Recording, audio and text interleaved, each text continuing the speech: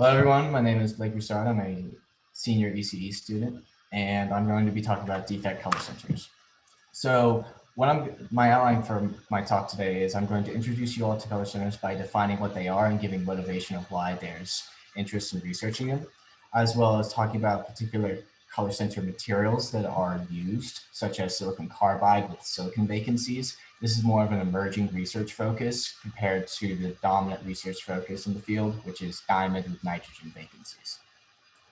And lastly, I'll end the talk by discussing operating principles on color center defects through initialization, readout, and spin manipulation. This is really the premise of why people can foresee color center defects as potential qubits.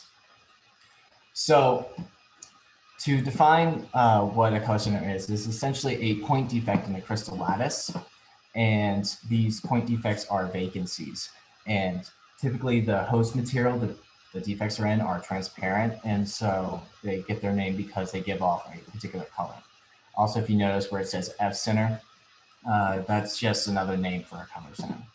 So how it gets its color is electrons are confined to this vacancy, and these electrons absorbing a photon and exciting from the ground states is how it gets color. And color centers can occur naturally or they can be made artificially, such as the introduction of foreign atoms, such as nitrogen vacancies in diamond. So a little bit of motivation for why there's focus in this field is because, as you can see in figure B on the right, is that they attribute the spin states of the electrons in these vacancies to qubit states. And so what's interesting is that the electrons excited state and ground state are confined within the host material's band gap. And so this is good because it allows the use of low material band gap frequencies to operate on the electron. And what's also interesting are these shelving states that exist within the excited state and ground state. And these offer an alternative pathway for the electron to take. And something interesting enough is it can actually change its spin through this alternative pathway. Electrons can also be excited at cryogenic temperatures and at room temperature. If you look at figure A on the right, the zero phonon line and phonon sideband, my understanding is that ZPL is essentially excitation of an electron without phonon assistance. And this is seen at cryogenic temperatures, whereas the phonon sideband is seen at room temperature. So this is also good for qubit potential. Lastly, color centers emit single photons, which make them good as single photon emitters and integrated photonics. Next, I'll talk about color center materials such as silicon carbide, particularly 4H silicon carbide. What this is it's a polytype of silicon carbide, and my understanding is that this is an alternative configuration of the atoms about the C-axis of the material. This particular polytype is chosen because it has good electrical qualities, such as its wide band gap of 3.23 electron volts. It has a silicon dye vacancy. So if you look at figure A on the right, the red spheres are actually the silicon dye vacancies with respect to the lattice. It shows room temperature emission as well as cryogenic temperature emission. And its central symmetry means that it lacks a permanent dipole moment and is insensitive to electrical fields. Silicon carbide has currently been deployed in research for qubits in nanoscale magnetic field sensors. Particular research focus for qubits is the zero phonon line at 916 nanometers. This comes from the silicon vacancy. If you can look at figure B on the right, the output that people get is through photoluminescence. So you can see there's approximately 6 notable peaks for the cryogenic level. This is what a lot of attention has been brought by research. And what's also good about silicon carbide is people have noticed long spin coherence time in this material. Similarly, that's also been noticed within nitrogen vacancy centers and diamond. And how this is different from silicon carbide is the vacancy is made through substitutional impurities of nitrogen into the lattice. And next to that impurity is a vacancy. And this vacancy is a negatively charged vacancy and is also paramagnetic. Something also worth noting about diamond is it has a large band gap of 5.5 electron volts, and for the vacancy, it has an optical transition of approximately 1.945 electron volts. Now I'll talk and explain about operating principles for color centers, such as the intersystem crossings, which is the fundamental idea behind how these can be used as qubits. So if you can see on the figure on the right, that the excited state and ground state both have splitting of the different spins for the spin triplet. And what this ISC offers is a non-radiative alternative pathway for the electron to go from its excited state to the ground state. And it's actually interesting enough that when it goes from this state through the ISC to the ground state, you can actually change its spin. So it can start, say, +1, go through the ISC, and actually end at -1. And that's what people focus on for having to manipulate the spin, essentially changing what qubit state would be. It is initialized by driving for potential in a qubit sample. It's initialized by driving with an optical source, such as a laser, from the ground state to the excited state, and the electron will decay through the IC depending on the initial spin state. There's a certain probability of how it will decay through the ISC. This process is continuously repeated until the electron no longer goes through the ISC.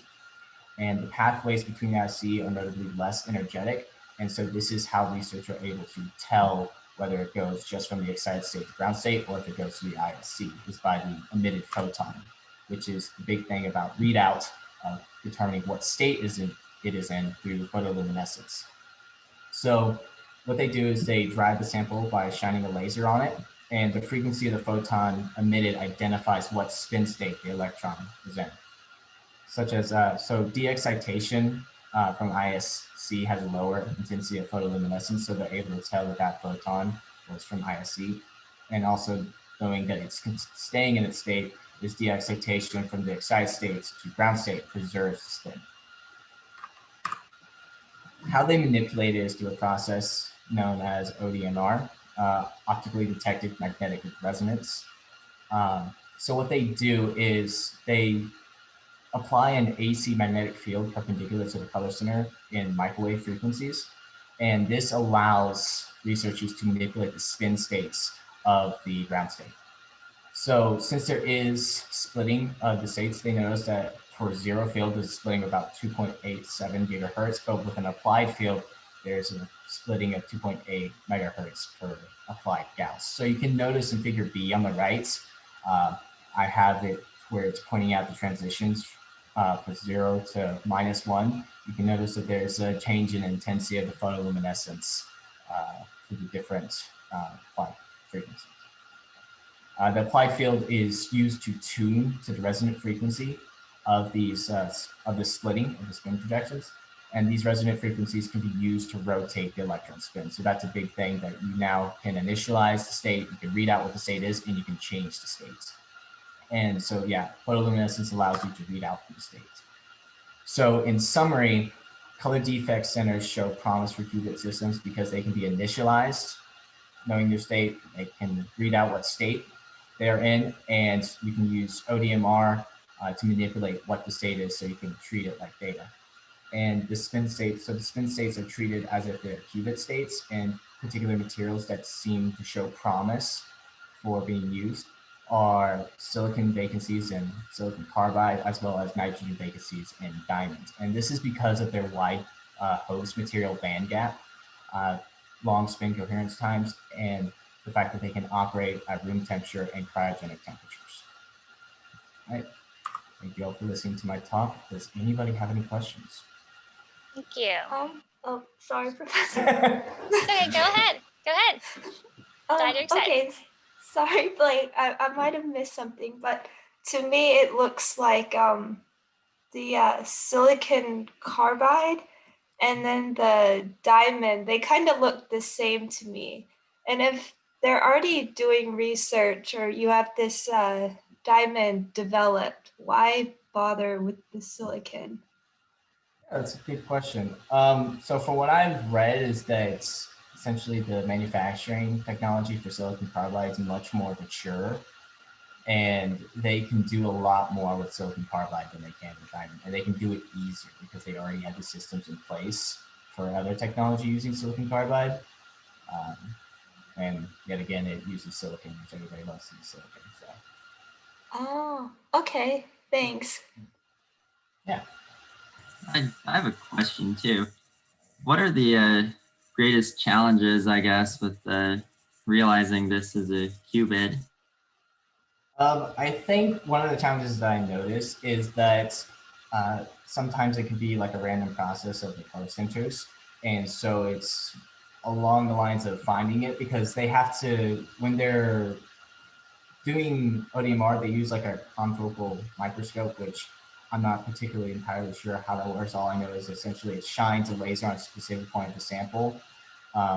So one of the challenges that I've kind of read about is that it's sometimes difficult to find these color centers, but that's been alleviated by this one group that they actually use silicon carbide and they make nanopillars. Those nanopillars act as waveguides for the color centers. So I'm not sure if I'm getting the exact definition of color center, but it seems to me they're just quantum dots, or are they a subset? I can't exactly recall what quantum dot is necessarily right now, but I guess it just kind of elaborates that the color center is just, it's the definition for the vacancy. It's exactly like a vacancy within the lattice, and then an electron is confined within that vacancy. And I think it's that like single electron that's confined there. So I guess I don't know exactly how to answer your question fully. Somewhat related in that quantum dots also can have different colors, right?